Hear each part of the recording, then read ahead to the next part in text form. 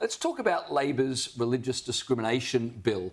The Prime Minister announced today that he would not introduce the contentious bill without bipartisan support. That's right, after stubbornly refusing to engage with Peter Dutton over The Voice, Anthony Albanese is now a sudden convert to bipartisanship.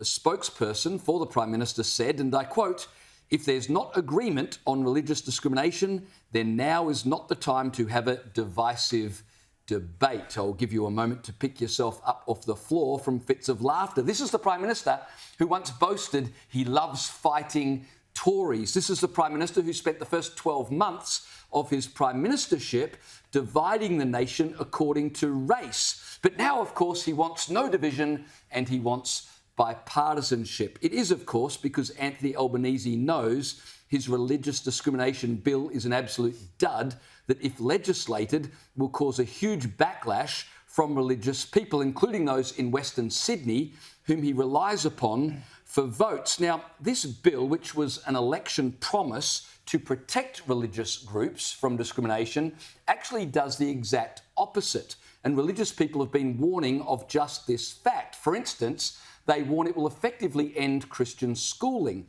because it removes the ability of Christian schools to discriminate in favour of Christian people when employing staff. It also removes the ability of Christian schools to get rid of staff members who violate pre-agreed Christian ethics while teaching at the Christian school.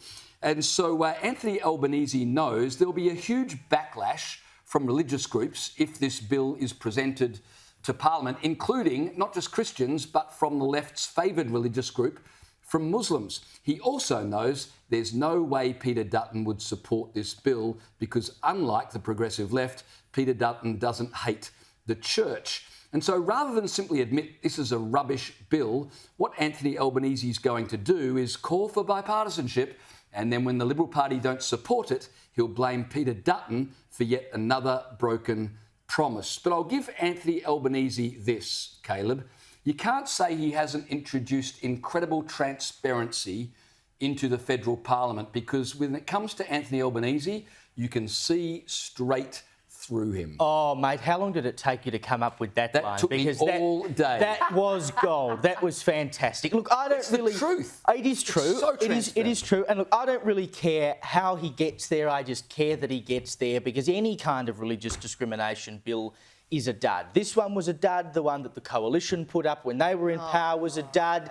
When you talk about, and I know I've said this before, but when you talk about legislating rights and legislating freedoms, you necessarily talk about someone else's rights and impinging upon someone else's rights at the same time.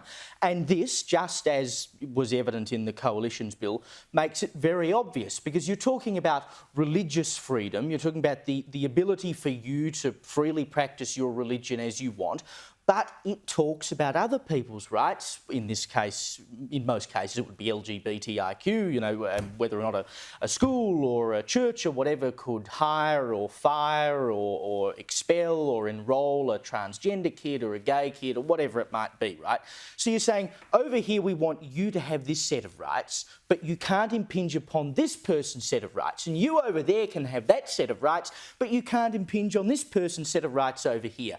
Once you start putting that in law, you go down a very dangerous road, because you start saying this person's rights are more important than that person's rights. The law does not need to interfere in that situation. All you need is to say that you can freely practice your religion in whatever way you like. If you are a transgender person or a gay person, you are more than free to live your life however the hell you want, and we all believe in that, but you just don't go into the spaces where you are not welcome, just as a religious person probably wouldn't go into a gay club, right? But we don't need a law to tell us whether you can and cannot do that. The law doesn't need to come into it.